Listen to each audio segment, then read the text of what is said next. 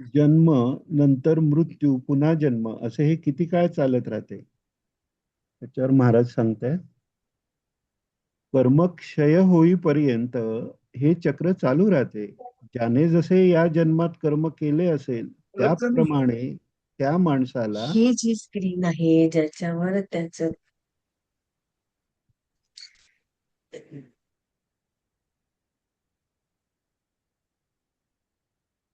अ, कर्मक्षय होईपर्यंत हे चक्र चालू राहते.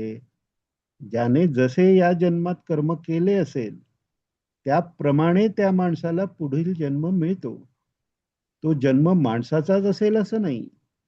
मनुष्याचा जन्म एकदा मिळाल्यानंतर त्या जन्मात त्या माणसाकडून शास्त्राप्रमाणे आचार घडला, पुण्यकर्मे घडली, सत्संगती घडली, तत्वविचार झाला, तर त्याप्रमाणे त्याला पुढचा जन्म मनुष्याचा मिळू शकतो. आपण बऱ्याच वेळा हे येतं नाही का, की भक्ती करायचे तर तत्वविचार कशाला पाहिजे? तर तत्वविचार झाल्याशिवाय भक्ती, खरी भक्ती उत्पन्न होऊच शकत नाही. त्यामुळे तो तत्वविचारही आवश्यकच आहे. तर सांगतायत महाराज, तत्वविचार झाला तर त्याप्रमाणे त्याला पुढचा जन्म मनुष्याचा मिळू शकतो. मानवी जन्म जो आपल्याला मिळालेला आहे त्याचा असा फायदा आपण करून घेतला पाहिजे.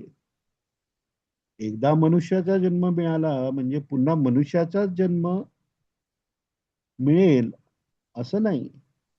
पशु योनी आहे, पक्ष्यांची योनी आहे, वृक्ष योनी आहे, अशा कितीतरी इतर योनी आहेत. सर्व योनी आपल्याला माहीत सुद्धा नाहीत. माणसाची बुद्धी पूर्ण नाही असे मानून मग पुढे विचार करायला सुरुवात करावी लागते. माणसाच्या बुद्धीला सर्व काही समजते असे मानणे अगदी चुकीचे ठरेल. खरे सांगायचे तर आम्हाला काही सुद्धा समजत नाही. माणसाची बुद्धी सर्व समजून घेऊ शकत नाही, ही जाणीव पाहिजे. संतांचे हेच सांगणे आहे. याचा अर्थ मानवी बुद्धीवर विश्वास नाही असं नाही. माणूस आपले सर्व कार्य आपल्या बुद्धीने विचार करूनच करत असतो. माणसाने आपली बुद्धी विचार करूनच वापरली पाहिजे. एखादे कार्य चांगले आहे का वाईट आहे, त्या आपल्या कार्यापासून इतर कोणाला त्रास तर होणार नाही ना, हा विचार माणसाने आपल्या बुद्धीनेच केला पाहिजे. सत्संगतीनेच आपली बुद्धी माणसाने कशी वापरावी याची माहिती माणसाला होते. त्यामुळे आपण हा सत्संग करतो त्याचं हेच महत्व आहे. पुढचा प्रश्न, माणसाला या जन्ममृत्यूच्या चक्रातून सुटका केव्हा मिळते? त्याला मोक्ष केव्हा मिळतो? महाराज सांगताय, मोक्ष मिळणे ही फार दूरची स्थिती आहे. परंतु जन्ममृत्यूच्या चक्रातून सुटका कशी करून घेता येईल याचा विचार मनुष्यच करू शकतो. त्यासाठी शास्त्रांनी अनेक उपाय सांगितलेले आहेत. हिंदू धर्मात निराशा सांगितलेली नाही. आध्यात्मिक प्रगतीसाठी साधकांनी केलेले प्रयत्न कधीही वाया जात नाहीत. या जन्मात साधकाने आध्यात्मिक प्रगतीची जी वाटचाल केलेली आहे त्याच्या पुढच्या जन्मात प्रगतीची वाटचाल त्याच्या पुढे सुरू होते. पुनर्जन्म असल्यामुळे या जन्मात आध्यात्मिक प्राप्तीसाठी केलेला प्रयत्न फुकट गेला असे समजायचे कारण नाही. आध्यात्मिक प्रगती जन्मामागून जन्म चालू राहते. सगळी कर्मफळे संपल्यानंतरच मोक्ष मिळतो. शास्त्राने मुक्तीसाठी जे अनेक उपाय सांगितलेले आहेत त्यापैकी आपल्याला करता येण्यासारखे कोणते उपाय आहेत याचा विचार त्या साधकांनी केला पाहिजे आणि त्याप्रमाणे मुक्तीसाठी आध्यात्मिक साधना केली पाहिजे. आपण या जन्मात जी चांगली कर्म केलेली असतात त्या चांगल्या कर्मांचे संस्कार घेऊन बुद्धी आपल्या बरोबर येते. पुढील जन्मात बुद्धी बरोबर येत असल्यामुळे या जन्मात आध्यात्मिक प्रगतीसाठी जो काही अभ्यास व प्रयत्न केला तो कधीही फुकट जात नाही. गीतेमध्ये हा प्रश्न अर्जुनाने केलेला आहे. आध्यात्मिक प्रगतीसाठी प्रयत्न करीत असताना मध्येच जर मृत्यू आला तर काय होते? संसारही नाही आणि मोक्षही नाही असे होते काय? याला भगवान श्रीकृष्णांनी असे उत्तर दिले आहे की मृत्यूनंतर माणसाची बुद्धी त्याच्या पुढील जन्मात बरोबर जाते व त्या बुद्धीला अनुसरून तो मनुष्य आध्यात्मिक प्रगतीसाठी पुढे प्रयत्न करू लागतो. याचाच अर्थ असा की आमच्या शास्त्रात निराशावाद सांगितलेला नाही. पुनर्जन्म जर मानला नाही तरच या जन्मात आध्यात्मिक प्रगतीसाठी केलेले प्रयत्न वाया गेले असे वाटेल. पुनर्जन्म खरोखरीच असल्यामुळे आध्यात्मिक प्रगतीचे प्रयत्न वाया गेले असे वाटायचे कारणच नाही. प्रश्न: शरीरात कुंडलिनी शक्ती असते असे आधुनिक डॉक्टर मानत नाहीत. शरीरात हा आता याच्यावर महाराज उत्तर देतात. शरीरात आत्मा असतो असे तरी डॉक्टर कोठे मानतात? शरीरात काहीतरी चेतना शक्ती आहे हे मानलेच पाहिजे.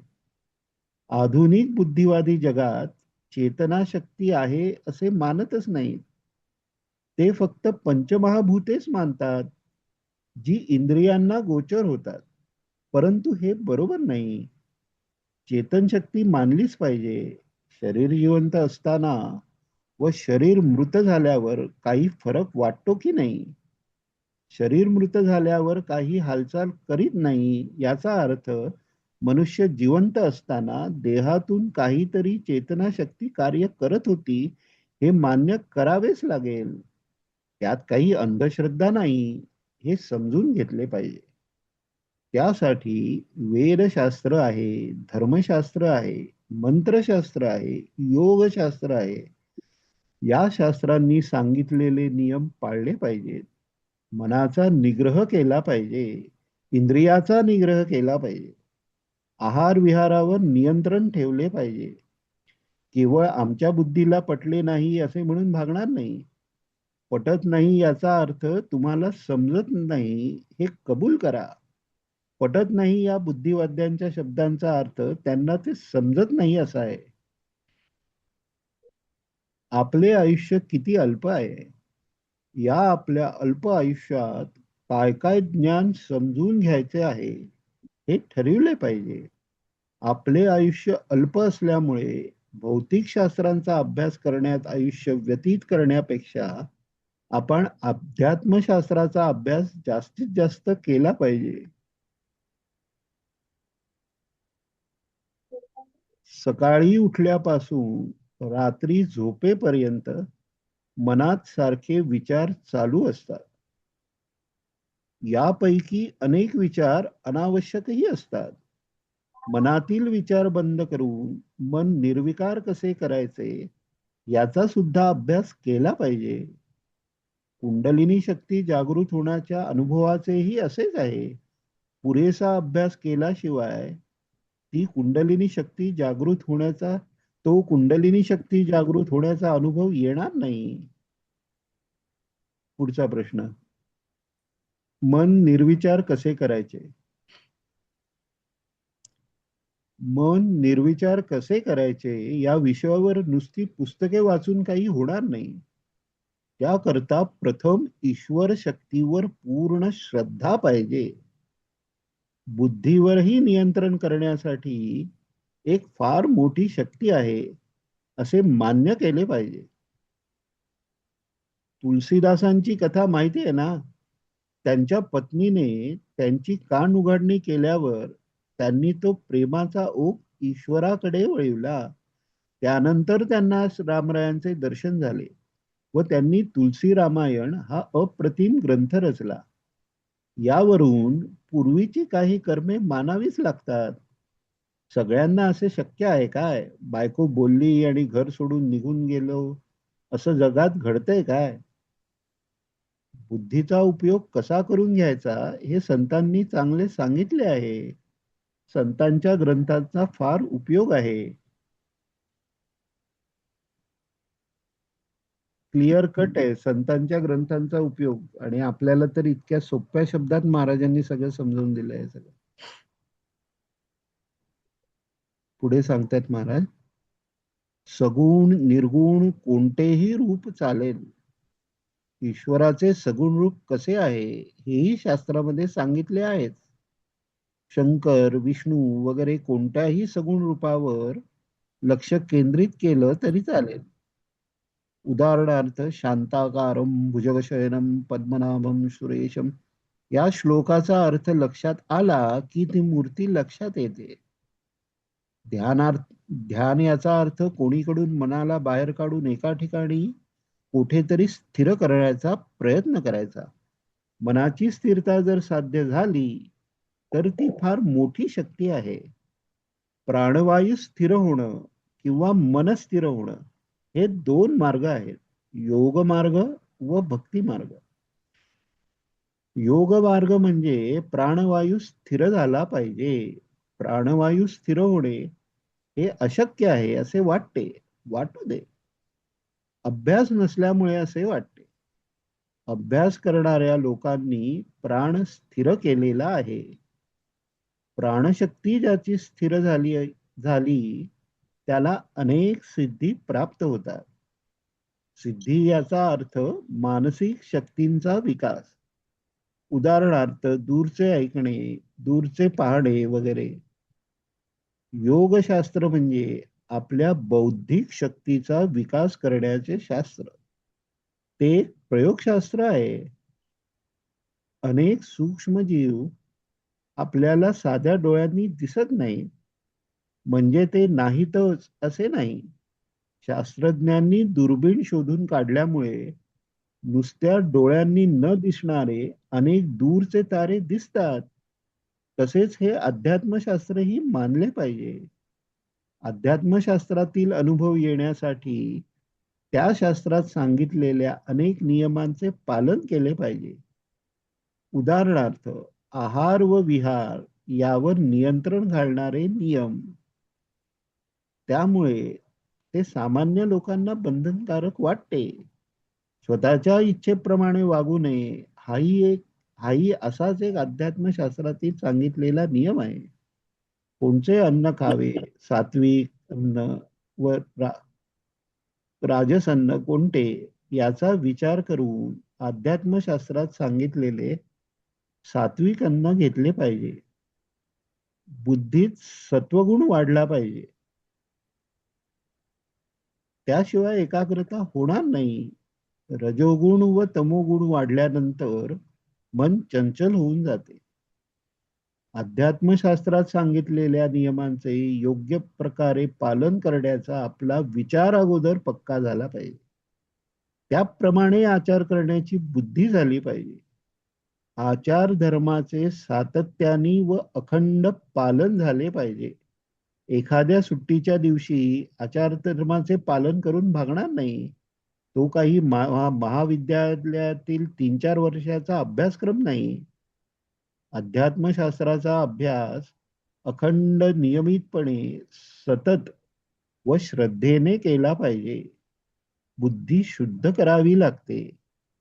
पांडवांनी राज्य मिळवण्यापेक्षा बुद्धी शुद्ध करण्याला जास्त महत्व दिले. संतांची चरित्रे आहेत, अवतारांची चरित्रे आहेत, त्यांच्या वाचनाने सुद्धा चांगले संस्कार होतात व बुद्धीला चांगले वळण लागते. मानव जन्म मिळालाय. कान, नाक, डोळे, जीभ, त्वचा ही ज्ञानेंद्रियही मिळाली आहेत. तेव्हा आध्यात्मिक प्रगतीसाठी आपण सतत प्रयत्न करीत राहिले पाहिजे. पशुपक्ष्यांना याची काही जाणीव असते का? समोर काही टाकले तर पशु व पक्षी ते खातात, नाहीतर उपाशी राहतात. त्यांना काही बोलता येत नाही. बोलण्याचे साधन आपल्याला दिलेले आहे, हे केवढे महत्वाचे आहे. त्या बोलण्याच्या शक्तीचा म्हणजे वाणीचा कसा उपयोग करायचा याचा आपण विचार करा. विचार केला पाहिजे. ज्ञानेश्वरी वाचावी, त्यावर चर्चा करावी. ज्ञानेश्वरीतील एखादा विषय घेऊन त्यावर विचार करावा. काही समजले नाही तर जाणकारांना विचारावे. एकदा वाचावी, दोनदा वाचावी. भाषा जुनी आहे, परंतु ती भाषा आपल्याला समजणार नाही असे नाही. आपल्या बुद्धीत जर तळमळ असेल तर दुसरा मार्गदर्शक लागतोच असं नाही. बुद्धीची समजूत बदलली पाहिजे. पंचमहाभूतांच्या पलीकडे काही नाही, हे सर्व जगात झालेली समजूत आपण आपल्या बुद्धीतून काढून टाकली पाहिजे. आपण मागच्या वेळी दोन तीनदा हे बोललो ना, इथे पण सांगितले, अजून एका ठिकाणी सांगितले महाराजांनी, की जो आपला ज्या ग्रंथाचा आपल्याला अभ्यास करायचा आहे, तर गुरूंचं मार्गदर्शन जरी नसलं तरी तो श्रद्धेने तो वाचत राहून त्याचा अभ्यास केला की तो अर्थ उलगडत जातो. तेच सांगितले इथे वेगळ्या शब्दात परत महाराजांनी, की आपल्या बुद्धीत जर तळमळ असेल तर दुसरा मार्गदर्शक लागतोच असं नाही. म्हणजे तेवढी तळमळ नसेल तरी काय करावं ते पण आधी सांगितलेलं आहे, की ज्ञानेश्वरी वाचावी, त्यावर चर्चा करावी. ज्ञानेश्वरीतील एखादा विषय घेऊन त्यावर विचार करावा. नाही समजले काही तर जाणकारांना विचारावे. म्हणजे ते पण करायला हरकत नाही. पण जर तळमळ तेवढीच दृढ झाली तर विचारावंही लागत नाही. दुसरा मार्गदर्शन लागतोच असं नाही. ते महाराजच प्रेरणा करतात, त्याचा अर्थ उलगडत जातो हळूहळू. पुढे आता सांगतायत महाराज, त्यातही चांगली कर्मे करून जन्माला आलेले, सत्संगती करणारे व शास्त्रग्रंथ वाचणारे अधिकारी महात्मे आहेत. श्री रामकृष्ण परमहंस असेच एक साक्षात्कारी संत होते. स्वामी विवेकानंदांनी विचारले की तुम्ही ईश्वर पाहिला आहे काय? श्री रामकृष्ण परमहंसांनी आपल्या शक्तीचा प्रयोग केला व स्वामी विवेकानंदांची कुंडलिनी शक्ती जागृत केली. त्यामुळे त्यांना समाधी अवस्था प्राप्त झाली व त्यांना ईश्वर म्हणजे काय याची कल्पना आली. रामकृष्ण परमहंस यांनी स्वामी विवेकानंदांना ईश्वराची कल्पना दिली आणि ते बाजूला झाले. त्यानंतर त्यांनी स्वामी विवेकानंदांना असे सांगितले की तू अभ्यास करत राहा. ईश्वर आहे याची कल्पना आल्यानंतर मग हा अभ्यास होतो. काही थोड्या ठिकाणी धर्मशास्त्राचा अभ्यास चालू आहे, परंतु जवाहिऱ्यांची दुकाने थोडीच असतात. भाजीवाल्यांच्या दुकानांसारखे जवाहिरे जागोजागी दुकान मांडून बसत नाही. साक्षात्कारी संतही थोडेच असतात, ते सहजासहजी भेटत नाही. साक्षात्कारी संतांचे ज्ञानेश्वरी सारखे ग्रंथ वारंवार वाचावे व त्यातील शिकवणुकीचा अभ्यास करावा, विचार करावा, मनन करावे, चर्चा करावी. संतांचे ग्रंथ हे काही एखाद्या दिवाळी अंकासारखे वाचायचे नसतात. संतांचा ग्रंथ सुरुवातीला आपल्याला कळला नाही म्हणजे तो केव्हाच कळणार नाही असे नाही. वाचन करावे, चिंतन करावे, मनन करावे. मनात कोणताही संशय राहिला नाही म्हणजे झाले. गीता भगवंतांनी सांगितली, ज्ञानेश्वर महाराजांनी ज्ञानेश्वरी सांगितली. श्री ज्ञानेश्वर महाराज हे ईश्वराचे अवतारच आहेत. त्यांनी मराठी भाषेत ज्ञानेश्वरी लिहून समाजावर केवढे उपकार करून ठेवले आहेत. त्या ज्ञानेश्वरीचा आपण फायदा घेतला पाहिजे. संतांना लोकांना फसवून काही मिळवायचे नाही. लोकही संतांना त्यांच्या योग्यतेप्रमाणे काही देऊ शकणार नाहीत. आता तर परदेशातही ज्ञानेश्वरीचा अभ्यास होत आहे. आपणही ज्ञानेश्वरीचा अभ्यास केला पाहिजे. जिज्ञासा असेल तर ज्ञान होते.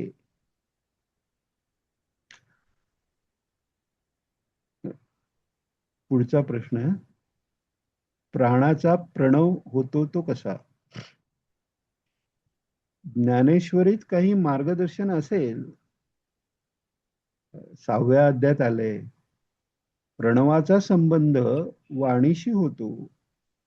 प्राण हा वायुरूप असल्याने अभ्यासाने, नामस्मरणाने, ईश्वर भक्तीने प्रणवात त्याचे पर्यवसान होत असेल.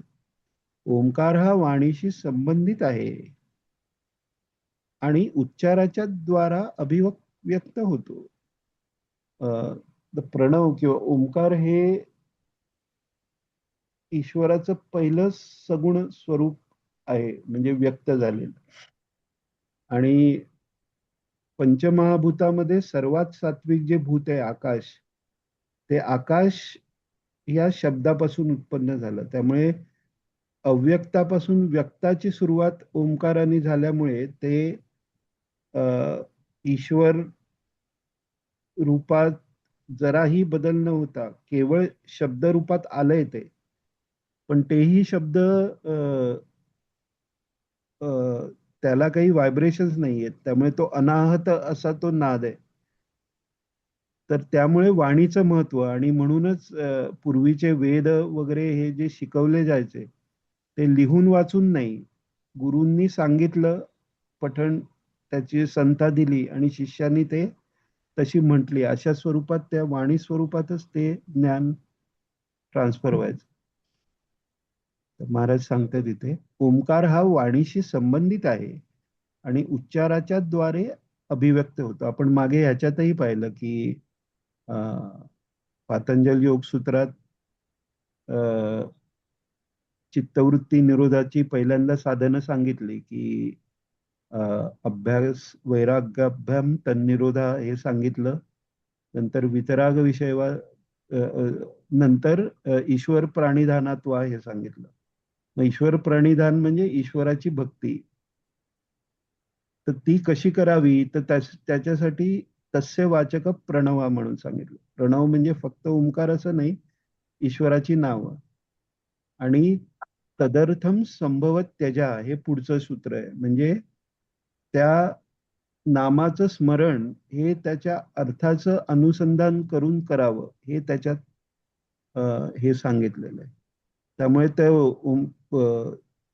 ओंकाराचा अधिकार सगळ्यांना नाही, फक्त प्रणवाचा जप हा फक्त संन्यासी महात्मे करू शकतात. गृहस्थांना किंवा ब्रह्मचार्यांना सुद्धा, ज्यांची मुंज झालेली आहे, त्यांना संध्येतच संध्या करून शुचिर्भूत अवस्थेतच गायत्री मंत्राचा जप अलाउड आहे आणि प्रणवासहित काही मंत्र अलाउड आहेत. केवळ प्रणव फक्त संन्याशान आहे.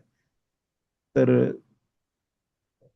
ईश्वराचं व्यक्तरूप हे ते नाम असल्यामुळे पहिलं व्यक्त, आणि ते सर्वात सोपं आहे. आकाश सगळ्यात आत बाहेर आहे. आता दगड जर असेल तर तो भिंत समोर असेल तर तो भिंतीवर दगड मारला तर पलीकडे जाणार नाही. पाणी पलीकडे जाणार नाही, हळूहळू झिरपेल. वारा पण पटकन जाणार नाही. पण आकाशाला काय आहे? आकाशाला काही अडथळा नाही. आणि आकाश ज्यांनी निर्माण झालंय ते शब्द हे तत्व आहे, तन्मात्रा. त्यामुळे शब्दरूपी जो परमात्मा आहे त्याला आपले संस्कार आड येत नाहीत. म्हणजे पूर्वसंस्कार चांगले नसले, पूर्वकर्म चांगली नसली, तर बाकीची साधनं न होणं हे संभव आहे. पण नामस्मरण असं आहे की ते शब्दरूप अगदी सूक्ष्म असल्यामुळे कोणत्याही पूर्वकर्माचा अडथळा त्यात येत नाही. फक्त आपली इच्छा, आपली तळमळ असली पाहिजे. जेवढी तळमळ असेल तेवढं नाम होईल, आणि जेवढं नाम होईल तेवढी शुद्धी तिथल्या तिथे तात्काळ होते. तर पुढचा प्रश्न आहे, पण प्राण म्हणजे आपण श्वास घेतो तो असेच म्हणायचे का? त्याच्यावर महाराज उत्तर देत आहेत, स्थूल दृष्टीने तसेच आहे. त्याचा पूरक, रेचक वगैरे जो अभ्यास सांगितला आहे त्याने प्राणाची स्थिरता करायची आहे. प्राणवायूची स्थिरता झाल्यानंतर ते जरा पुढे वरती नाही ते जात नाहीये. हा हा. प्राणवायूची स्थिरता झाल्यावर प्रणव स्वर उमटतो, म्हणजे तो विश्वच्या उत्पत्तीलाच तो प्रणव पहिल्यांदा तो शब्द आला ना, आणि त्याच्यानंतर सगळे. त्यामुळे वेस्टर्नर्स पण बिग बँग थेअरी म्हणजे तेच हे करतात. तो कधी इवन कोणती सायंटिफिक डॉक्युमेंटरी साठी बॅकग्राऊंड म्युझिक तरी दिली तरी तो आवाज जो असा असतो गंभीर, तो आपल्या या ओंकाराशी साम्य करणाराच दाखवतात ते. कारण तो आहेच, तो नाद कायमच आहे. आपलं मन जेव्हा स्थिर होतं, प्राण स्थिर झालं की मन स्थिर होतं. मन स्थिर झालं की आपल्या डोक्यातले विचार, विचार हेही शब्दरूप आहेत. त्यामुळे तोही नॉईज आहे, इंटरनल नॉईज ज्याला म्हणतात.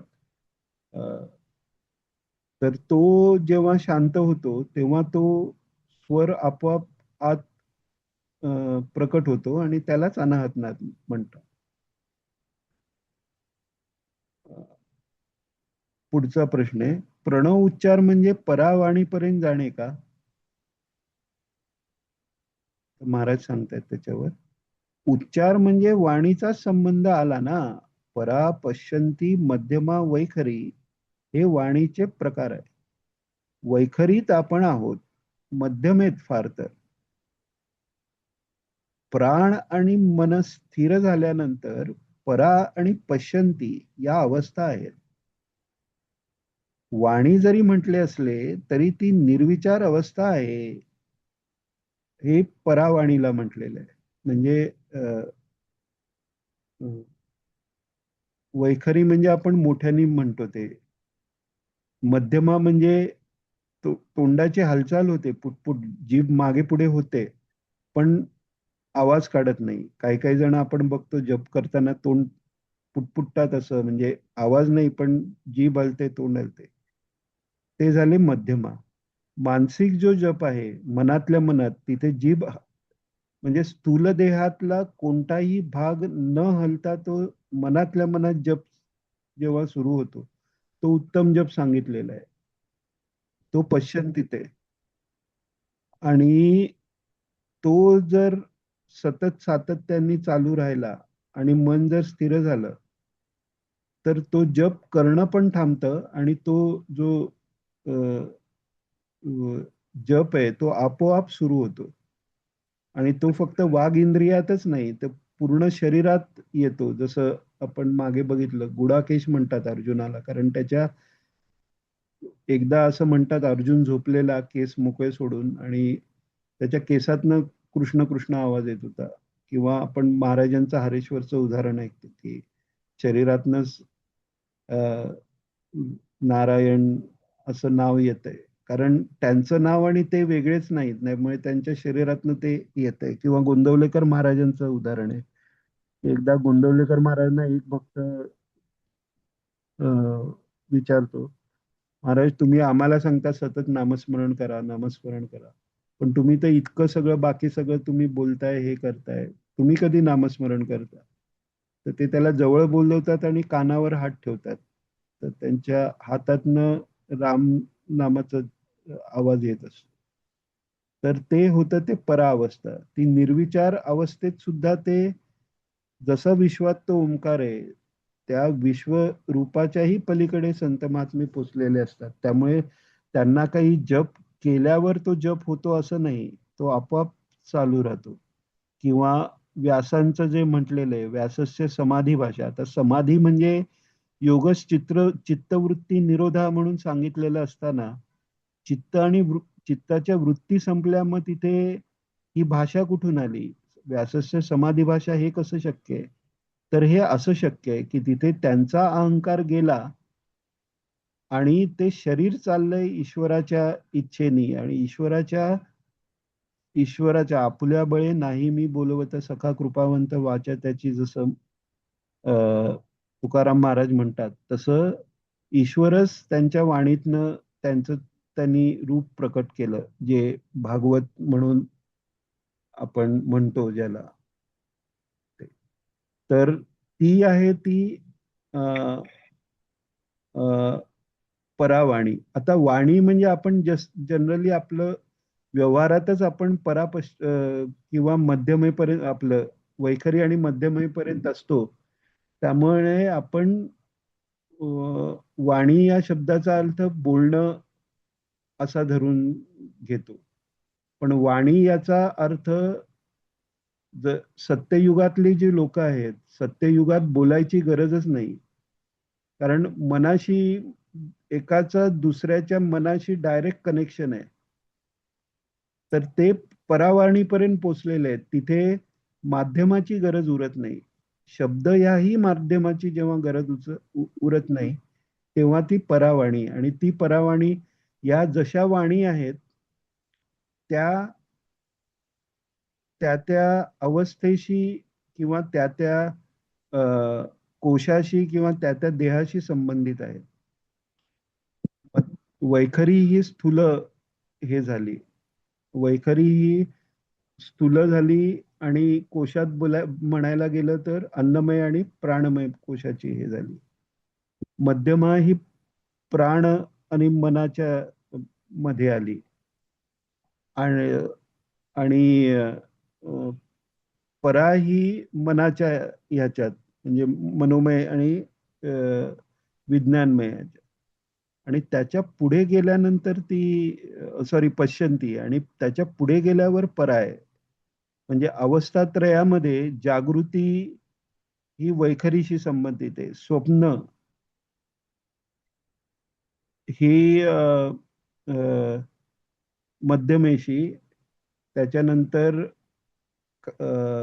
गाढ सुषुप्ती आहे ती पश्यंतीशी, आणि तुर्यावस्था ही परावाणीशी. त्यामुळे तुर्या अवस्थेत असलेला महात्मा जरी आपल्याला वाटत असला वैखरीनी बोलतोय, तरी ते आपल्यावरच्या दयेने ईश्वराने केलेली ती सोय आहे. तो वैखरीनी जरी बोलत असलेला दिसला तरी ती व्यासस्य समाधी भाषा म्हणून सांगितलेली आहे. त्यामुळे ती वाणी आपल्याला वैखरी वाटते, पण त्यातनं ते ज्ञान सत्पुरुषांचं, काकाजी मगाशी म्हणाले महाराजांचा एक एक शब्द महत्वाचा काय आहे, कारण तो एक एक शब्दात आपल्याला वैखरीनी कळलंय तो त्यातला खूपच थोडा पार्ट आहे.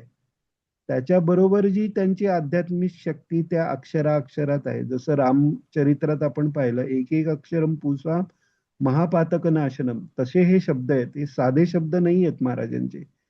आणि म्हणूनच आपण आता पुन्हा म्हणजे जे प्रकाशित झालेली पण पुस्तकाचं आपण म्हणजे आता आपल्यापैकी बरेचसे आहेत या आता ऐकायला ही प्रवचन टीम मधले, की पुन्हा आपण ते पूर्ण परत ऑडिओवरून चेक करून सुधारतोय. याचं कारण एकही इकडे तिकडे होता कामा नये. ही पुस्तकं प्रकाशित करताना जे कोणी प्रकाशक होते त्यांनी थोडस त्यांच्या मतीप्रमाणे, त्यांच्या नवीन व्याकरणाच्या पद्धतीप्रमाणे मागे पुढे काय केलं असेल, त्याच्याबद्दल दोष द्यायचा असा अर्थ नाही. त्यांनी एवढं प्रकाशित केलं हे मोठी गोष्ट आहे. पण महाराजांचे शब्द आहेत, तिथे जराही इकडे तिकडे व्हायचं नाही. आणि त्यामुळे ते करायलाही वेळ लागतो. पण ते जे कार्य आहे ना, ते आपण जसं ते मंत्रद्रष्ट्या ऋषींनी जे मंत्र म्हटले ते कोणीतरी लिहून ठेवले, किंवा ज्ञानेश्वर माऊलींचं ज्ञानेश्वरी सांगताना ती लिहून ठेवली, तसं हे सगळं आहे. त्यामुळे ह्या कार्यात जे सहभागी झाले त्यांनी खरंच फार मोठं पुण्य आहे ते, किंवा काहीतरी मोठी साधना आहे म्हणून आपण इथपर्यंत पोहोचलो. आणि काकांचे उपकार आहेत आपल्यावर, कारण त्यांनी हे सगळं आपल्याला इथपर्यंत आणून दिलंय. म्हणजे सगळंच रेडीमेड मिळालंय, थोडंसं आपल्याला काहीतरी करायचंय, तेवढे सगळं मिळून आपण करत राहू. तर पुढचं आता 2च मिनिटं राहिलेत. तर त्यामुळे पुढचा प्रश्न नको आता घ्यायला. कोणाला काही विचारायचं आहे?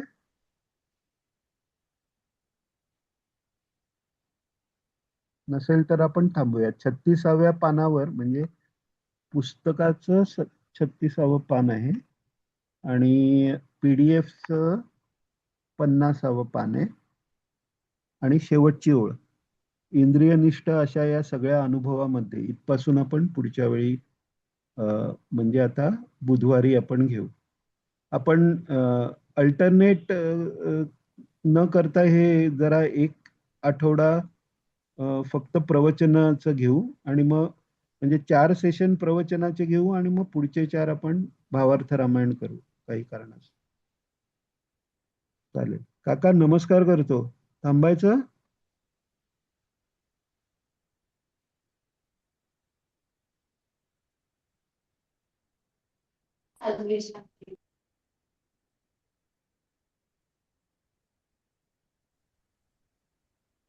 थांबायचं का काका? हा तेच म्हटलं गुरुदेव दत्त. हो. गुरुदेव दत्त. गुरुदेव दत्त. श्री गुरुदेव दत्त.